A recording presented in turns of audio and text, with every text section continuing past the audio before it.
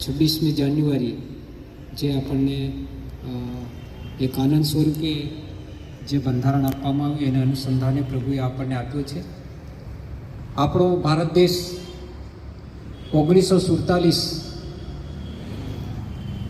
15મી August 1947ના દિવસે આઝાદ થયો અને 2.5 વર્ષ પછી 1950 26મી જાન્યુઆરીના દિવસે એ બંધારણ તૈયાર થતાં 2.5 વર્ષ લાગ્યા અને એ 2.5 વર્ષ પછી આપણને બંધારણ મળ્યું.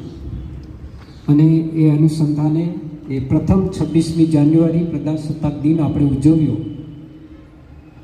એ ધ્યાનમાં રાખીને દર વર્ષે એ 26મી જાન્યુઆરી પ્રજાસત્તાક દિન ઉજવવામાં આવે છે અને એના ભાગીદાર પ્રભુએ આપણને ઠરાવ્યા છે. અને જે બંધારણ આપણે મળ્યું છે એ બંધારણ એ પ્રભુની કૃપાથી આપણને મળ્યું છે. પ્રજા એટલે પ્રજાની સત્તા, આપણને જે સત્તા મળી છે અને સત્તાને કારણે આપણે બિન સાંપ્રદાયિક દેશ તરીકે એની અંદર આપણે રહીએ છીએ. આપણી જે બંધારણની અંદર છે કે કોઈ પણ ધર્મ પાળી શકે, બિન સાંપ્રદાયિક દેશ. અને આપણે બિન સાંપ્રદાયિક દેશમાં એ બંધારણના આધારે આપણે સુસમાચાર પણ લોકોને આપી શકીએ છીએ અને આપણી મંડળીની વૃદ્ધિ પણ થાય છે. એના માટે ઈશ્વરનો આભાર માનીએ છીએ, કારણ કે પ્રભુનો મહાન આદેશ છે. એ આદેશને ધ્યાનમાં રાખીને આપણને એ બંધારણની અંદર એ વ્યવસ્થા મળી છે અને માટે આપણે ઈશ્વર પિતાનો આભાર માનીએ છીએ. અને આજના પ્રજાસત્તાક દિનના દિવસે આપણે એના કાર્યક્રમમાં આપણે આગળ વધવા માંગીએ. એના પહેલાં પ્રાર્થના કરીએ, પ્રભુના હાથમાં સોંપાઈએ. હે ઊંચ અને ઉન્નત રાજ્ય સંપે બિરાજમાન અમારા સ્વર્ગીય પિતા અને સ્વર્ગીય બાપ, સ્વર્ગ અને પૃથ્વીના ઈશ્વર, અમારા પ્રભુ અને અમારા દેવ, તમે અમને પૃથ્વી પરનું જીવન આપ્યું અને પૃથ્વી પરના જીવનની અંદર અમે શૈતાનની ગુલામીમાં હતા. એવા સમયે પ્રભુ તમે પૃથ્વી પર નજર કરી અને તમને એક ન્યાય જડ્યું નહીં, ત્યારે તમે પોતે પોતાની રીતે સિદ્ધ કર્યું. તમારા એકના પુત્ર પ્રભુ ઈસુ ખ્રિસ્તને આ જગતમાં તમે મોકલી આપ્યા. અમારા પાપને કારણે તેઓ બલિદાન થયા અને શૈતાનની જગત દીવાનામાંથી અમને છોડાવ્યા, અમને અનંત જીવનના વારસાના ભાગીદાર ઠરાવ્યા. અને પ્રભુ એ શૈતાનની જગતની ગુલામીમાંથી બહાર કાઢ્યા. એવી રીતે પ્રભુજી આ પ્રજાસત્તાક દિનની ઉજવણી અમે કરી રહ્યા છીએ, ત્યારે મારા ભારત દેશની અંદર અંગ્રેજોનું શાસન હતું. અલગ અલગ પ્રભુ લોકોએ અમારા ભારત દેશની અંદર શાસન કર્યું. અમે ગુલામીમાં હતા અને ત્યારે 15મી ઓગસ્ટ 1947ના દિવસે અમારો ભારત દેશ આઝાદ થયો.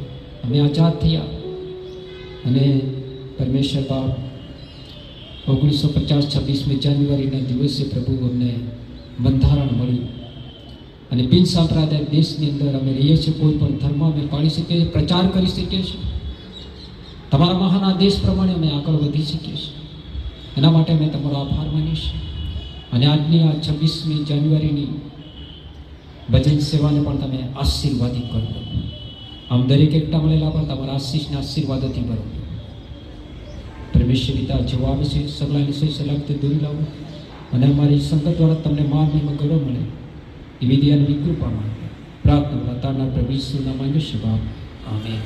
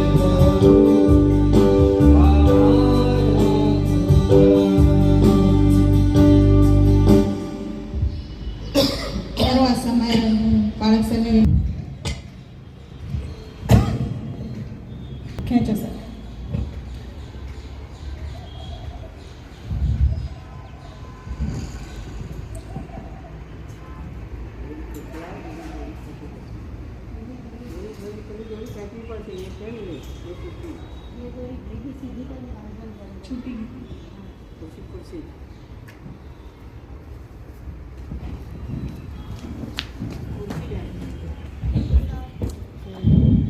साथ सलामी, 1, 2 जैसे थे अब આપણે નાસ્તો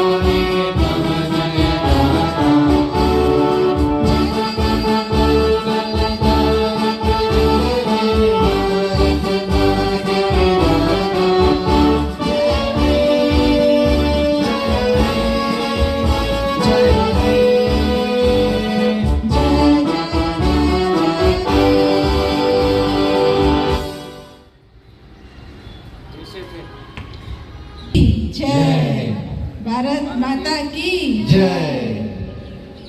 ઓકે, જે આપણે જે 76મો ગણતંત્ર દિવસ ઉજવી રહ્યા છે આપણે બધાને ખબર જ છે. અને આ દિવસે 26 જાન્યુઆરી 1950 એ દિવસે આપણું બંધારણ જે છે એ કરનો રહેલો છે. અને સાથે સાથે જે સ્વતંત્ર સેનાનીઓ બધા હતા અને એમાં એવું હિસ્ટ્રી કહે છે કે ઘણી બધી બહેનો પણ એમાં ભાગીદારી હતી. એમાં જો તમને ખબર હોય તો સરોજિની નાયડુ અને ઘણી બધી એવી બહેનો હતી કે જે આ બંધારણ લખવામાં એમને મદદ કરી હતી. અને આપણે જાણીએ છીએ કે આપણે દેશ એ પ્રજાસત્તાક દિવસ ઉજવે છે એટલે સાહેબે કીધું એમ પ્રમાણે કે પ્રજા દ્વારા. અને એ બંધારણમાં ઘણું બધું આપણે જાણવું જરૂરી બી છે, ઘણું બધું આપણને ખબર બી નથી હોતી. અને પ્રભુની કૃપામાં એ જે સ્વતંત્રતા આપણને આપી છે કે આપણે આપણા દેશમાં ગમે તે કરી શકીએ છીએ. અને આપણું ધર્મ નિરપેક્ષ રાષ્ટ્ર છે. અને આપણે નિડરપણે પ્રભુએ આપણને જે દેશ આપણને આપ્યો છે એમાં આપણે આશીર્વાદિત થઈએ અને બીજાને માટે પણ આપણે એક આશીર્વાદનું કારણ બનીએ. આમીન. પૃથ્વીના ઈશ્વર અમારા પ્રભુ અને અમારા દેવ, તમારી દયા અને તમારી કૃપામાં પ્રભુજી અમે આ 76મો પ્રજાસત્તાક દિનની ઉજવણી અમે કરી શક્યા છે. જે અમે એક તમે બિન સાંપ્રદાયિક દેશ આપ્યો અને બિન સાંપ્રદાયિક દેશની અંદર પ્રભુએ ખ્રિસ્તી તરીકે તમારા બાળકો તરીકે ખ્રિસ્તી ધર્મના અમારા બાપ દાદા વડોએ સ્વીકાર કરી એના ફળના ભાગનું રૂપે અમે આ દેશ ભરીને વૃદ્ધિ પામી શકીએ છીએ. આ બંધારણના અનુસંધાને પ્રભુ જે અમને પ્રજાસત્તાક દિનની પ્રજાની જે સત્તા આપવામાં આવી, જે બંધારણ આપવામાં આવ્યું, એના અનુસંધાને પ્રભુ આ ભારત દેશમાં જગતની અંદર અમે જીવી રહ્યા છીએ. એની અંદર તમારી કૃપા માંગીએ છીએ પ્રભુ પરમેશ્વર પિતા. તમારી મહાન દયા અને તમારી કૃપામાં જ્યાં કંઈ લોકો પ્રભુ આ પ્રજાસત્તાક દિનના દિવસે મળ્યા છે, મળવાના છે, દરેક સંગતોને પણ તમે આશીર્વાદિત કરો અને આના દ્વારા પણ તમને માન મહિમા ગૌરવ મળે. કારણ કે તમે કહ્યું છે કે જે દેશમાં તમે રહો છો એ દેશમાં રહીને તમે યત્નને પ્રાર્થના કર્યા કરો. મારા ભારત દેશના ઉદ્ધારને માટે તમારો મહિમા થાય એવી કૃપા માંગીએ છીએ. સાથે પ્રભુ પરમેશ્વર પિતા આજના પ્રજાસત્તાકના દિનના દિવસે આ ડૉક્ટર આશીષભાઈ, પ્રિયંકાબેન અને જે ધ્વજની વ્યવસ્થા કરવામાં આવી અને અમે મળી શક્યા ક્વાયર તરીકે આશીષભાઈ અને પરમેશ્વર પિતા એની જે કૃપા આપી છે અમને, અમે દરેક જેઓ વાલાઓ દરેકને તમે દોરી લાવ્યા છો એના માટે પણ અમે તમારો આભાર માની સ્તુતિ કરીએ. અને આ સગડા દ્વારા તમને માન મહિમા ગૌરવ મળે. હવે પછીનો સર્વસ્વ તમારા હાથમાં સોંપતા પ્રાર્થના લાતાના પ્રભુ ઈસુના માંગે છે. આમેન.